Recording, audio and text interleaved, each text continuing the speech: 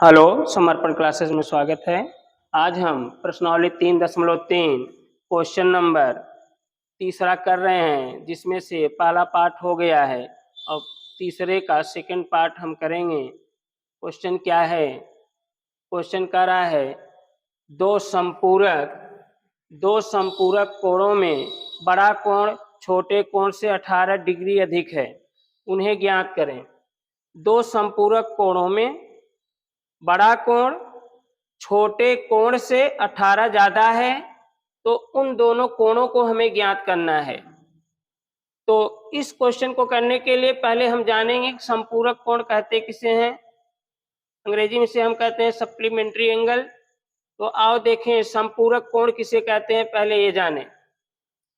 तो प्रश्नावली 3.3 question number 3 का पहला पार्ट हो गया, सेकेंड पार्ट हम करेंगे।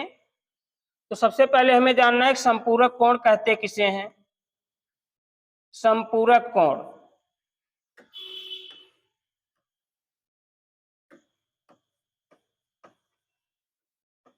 जब दो कोणों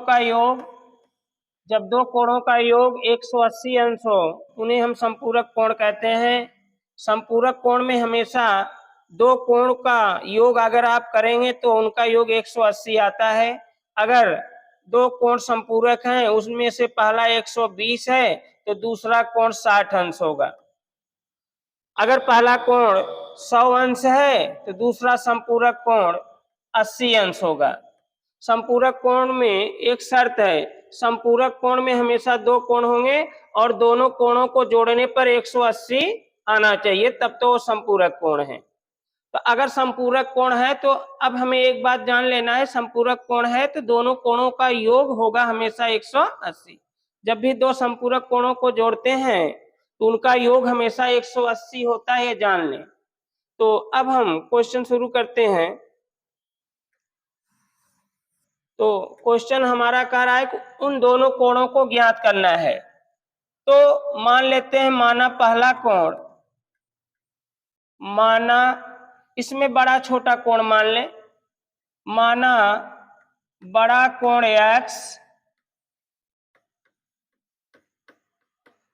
x तथा छोटा कोण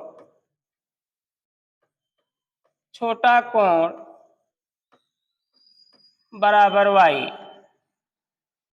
अब समीकरण बनाएंगे तो फर्स्ट प्रश्नानुसार अब हम जान चुके हैं संपूरक कोण के दोनों कोणों को अगर हम जोड़ेंगे तो आएगा 180 अंश। तो पहला कोण x है, दूसरा y है, तो x प्लस y अगर करें, दोनों कोणों को जोड़ें, जब भी दो संपूरक कोणों को जोड़ते हैं तो उनका योगफल 180 अंश आता है। ये इक्वेशन नंबर हमारा फर्स्ट बन गया। और सेकंड प्रश्नानुसार सेकंड शर्त क्या है? सेकंड शर्त में ये कहा है जो बड़ा कोण है वह छोटे कोण से 18 डिग्री अधिक है। डिग्री जो है कोण का मात्रक होता है। तो अब तराजू में दो साइड होते हैं, एक साइड में बड़ा कोण रख लें, दूसरे साइड में छोटा कोण रख लें। अब आपको बताए हैं बैलेंस करने के लिए, तराजू के दोनों पल्लों को बैलेंस करने के लिए हम पहले पकड़ेंगे वह पल्ला जो कमजोर हो। तो ये तो बड़ा x बड़ा कोण है, ये तो बड़ा है और ये छोटा कोण है, यानी कमजोर पल्ला y वाला है। तो कमजोर पल्ले में ही हम मिलाते हैं कि क्या मिलाएंगे, जितना कम ज्यादा कहा हो। तो कहा है बड़ा कोण 18 डिग्री ज्यादा है, तो कमजोर वाले में 18 डिग्री मिला देंगे, यानी प्लस करके मिलाएंगे, तब ये बैलेंस हो जाएगा। अब समीकरण का सही रूप अगर देना है तो आप x y एक साइड कर सकते हैं, या आप इसको ऐसे लिख सकते हैं, x उधर प्लस y इधर आएगा माइनस y बराबर 18 डिग्री। ये इक्वेशन नंबर 2 हो गया। अब इसको हम प्रतिस्थापन विधि सॉल्व करेंगे, जो कि हम सीख चुके हैं, और सॉल्व करके x और y निकालते हैं।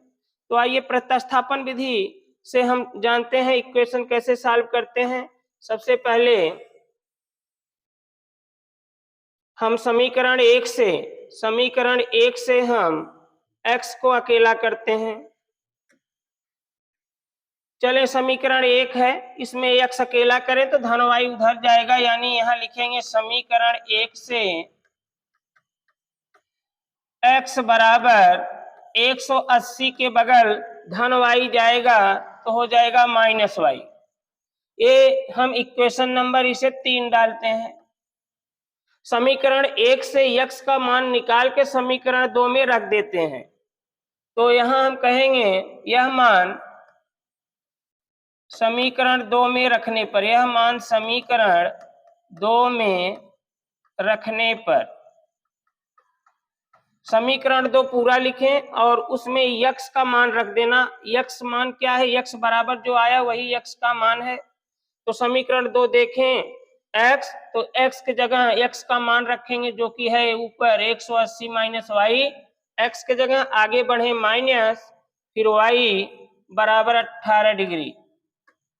अब धन 180 डिग्री और 18 डिग्री एक जाती हैं, इनको एक साइड में कर दें तो इधर बचेगा -1y सेम चिन्ह जुड़ जाते हैं और जुड़ने पर चिन्ह वही आएगा जो दोनों के पास, प्लस 180 उस पार जाएगा तो इधर बचा -1y ये जुड़ जाएंगे -2y।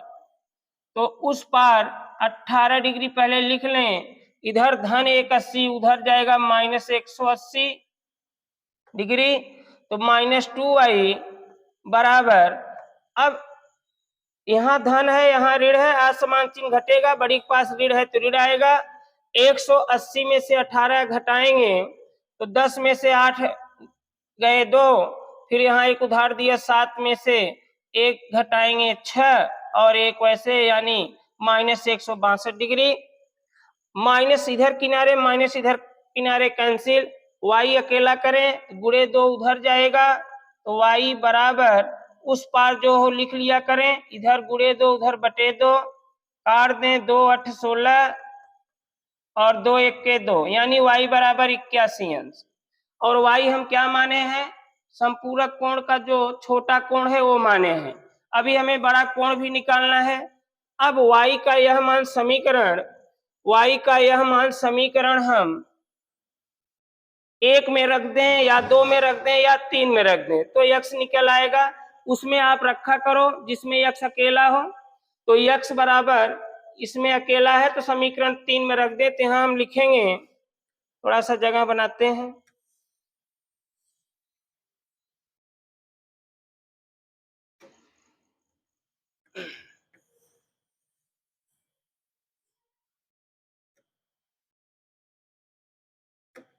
तो यहाँ कहेंगे y का यह मान, जो आप y का मान निकाले हैं वो समीकरण 3 में रख दीजिए। समीकरण 3 में रखने पर, क्यों 3 में रख रहे हैं, क्योंकि हमें x का वैल्यू चाहिए और x अकेला है 3 में, तो 3 में ही रखिए। तो अब समीकरण 3 पूरा लिखें, x बराबर 180 डिग्री माइनस y का मान क्या आया है 81 डिग्री रख दीजिए।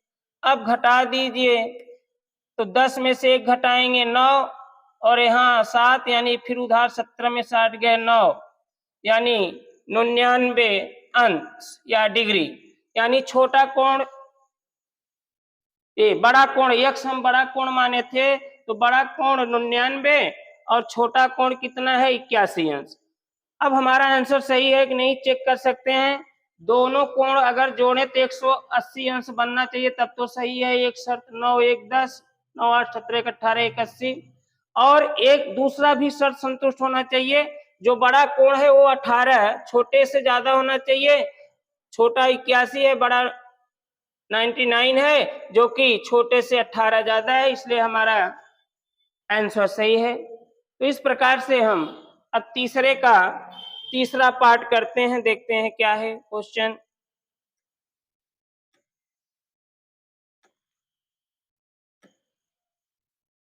तो तीसरा हमारा क्वेश्चन यह है, एक क्रिकेट टीम के कोच ने 7 बल्ले तथा 6 गेंद रुपए 3800 में खरीदी।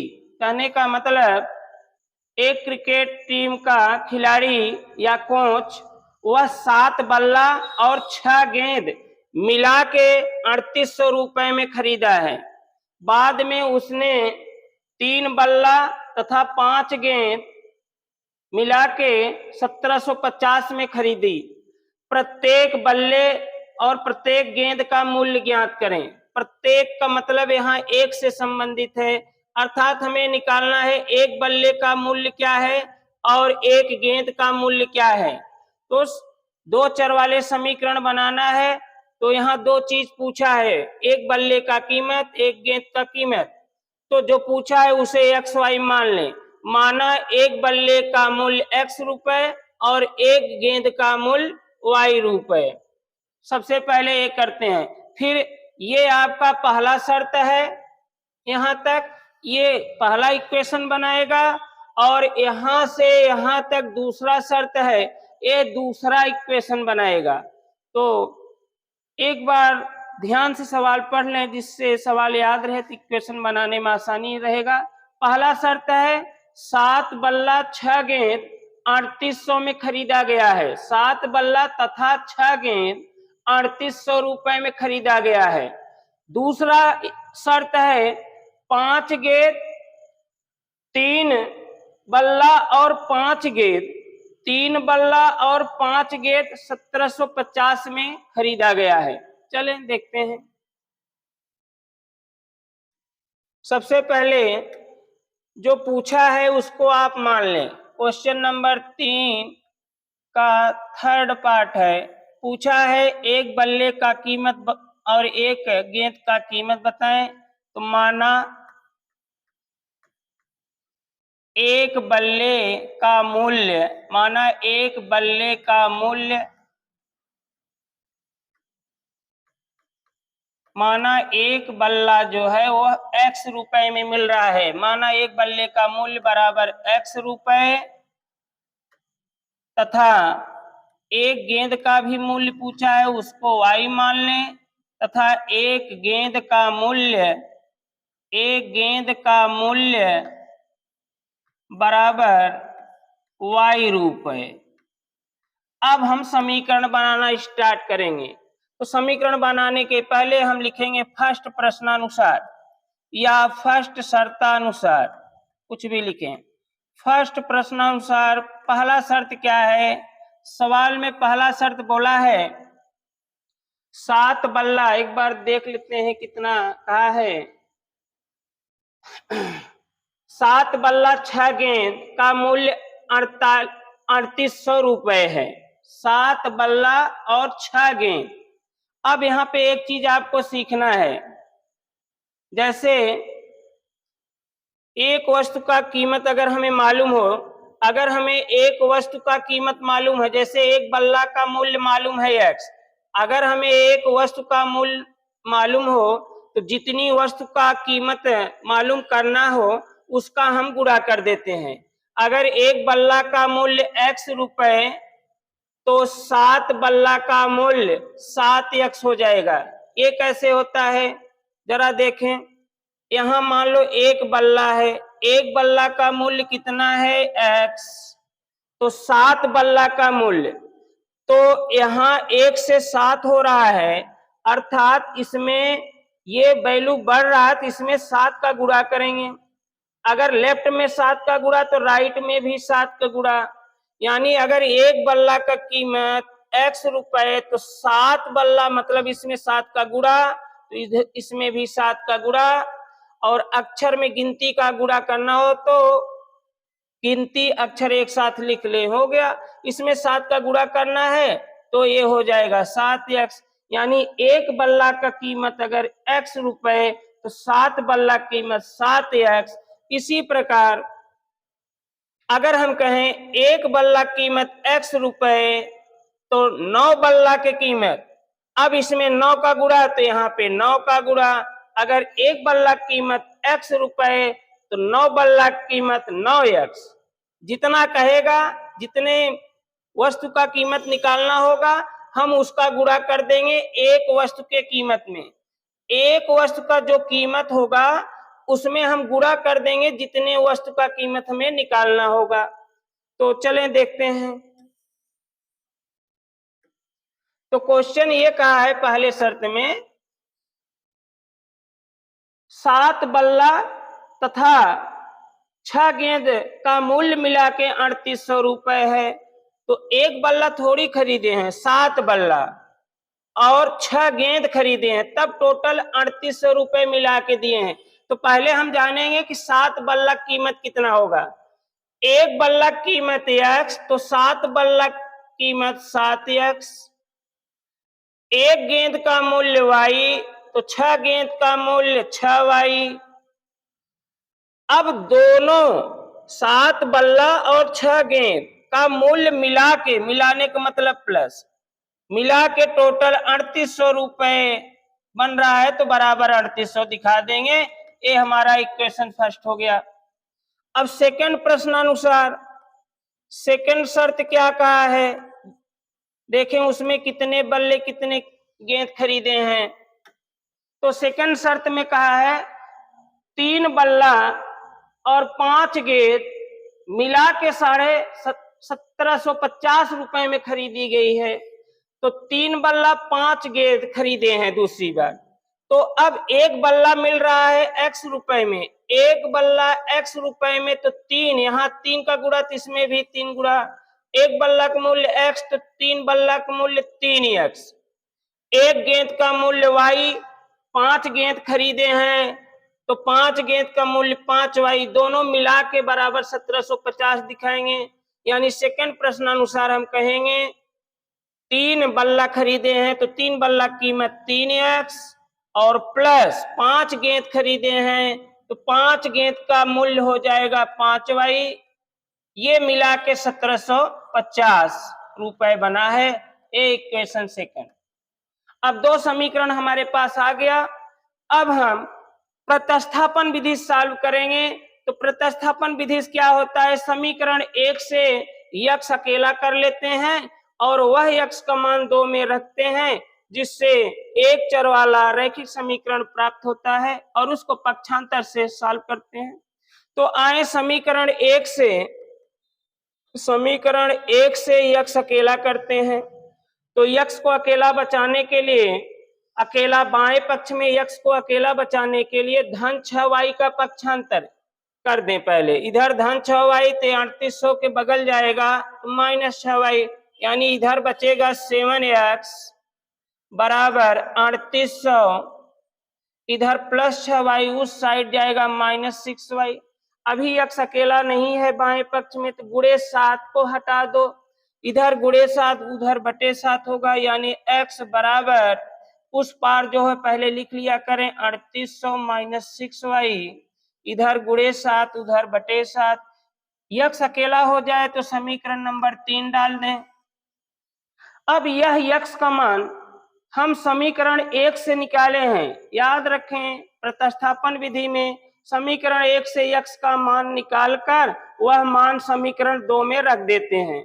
तो हम कहेंगे यह मान समीकरण 2 में रखने पर, यह मान समीकरण 2 में रखने पर, थोड़ा जगह बनाते हैं।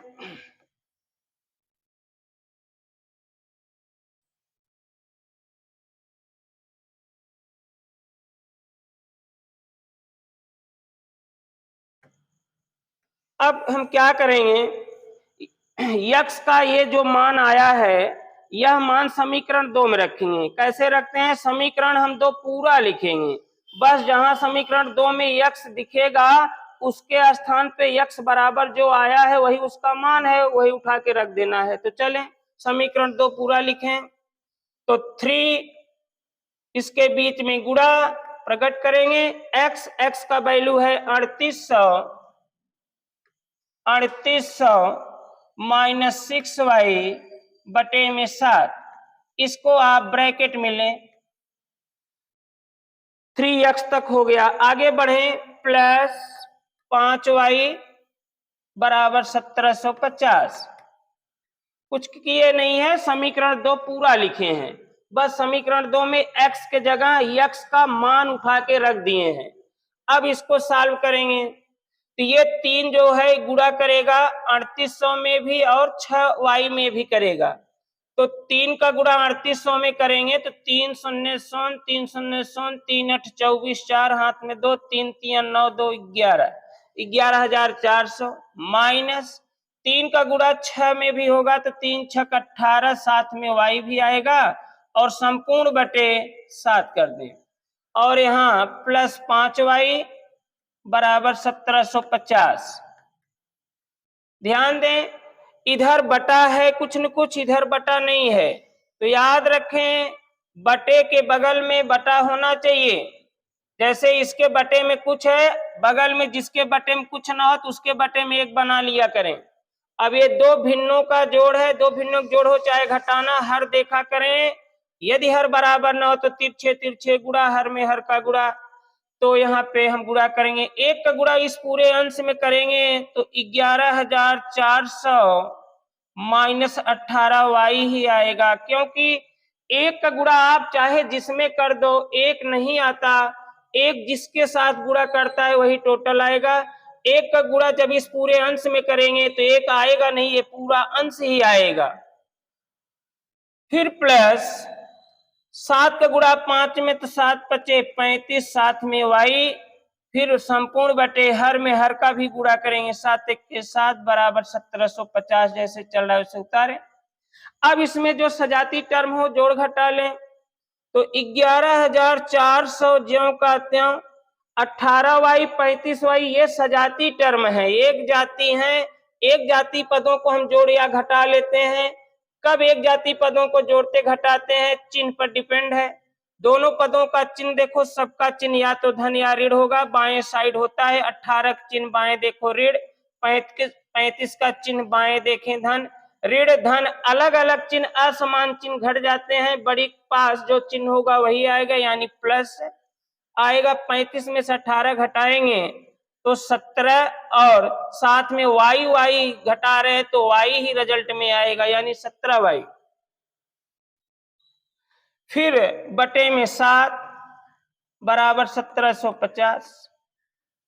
फिर अब क्या करें, बटे के बगल में बटा होना चाहिए। जैसे इसके बटे में कुछ है, बगल में बटा नहीं है, अगर नहीं है तो बटे में एक बनाओ। और याद रखो ये पहला भिन्न है, ये दूसरा भिन्न है।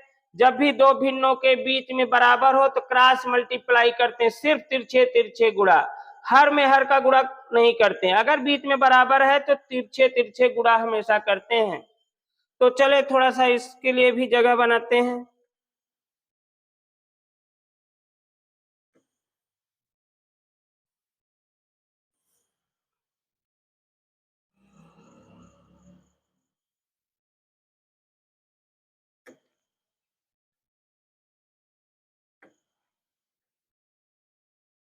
तो क्रॉस मल्टीप्लाई करेंगे तो आप जान चुके हैं एक का गुणा इस पूरे अंश में होगा तो एक तो आएगा नहीं, ये पूरा अंश ही आएगा, यानी 11,400 प्लस 17y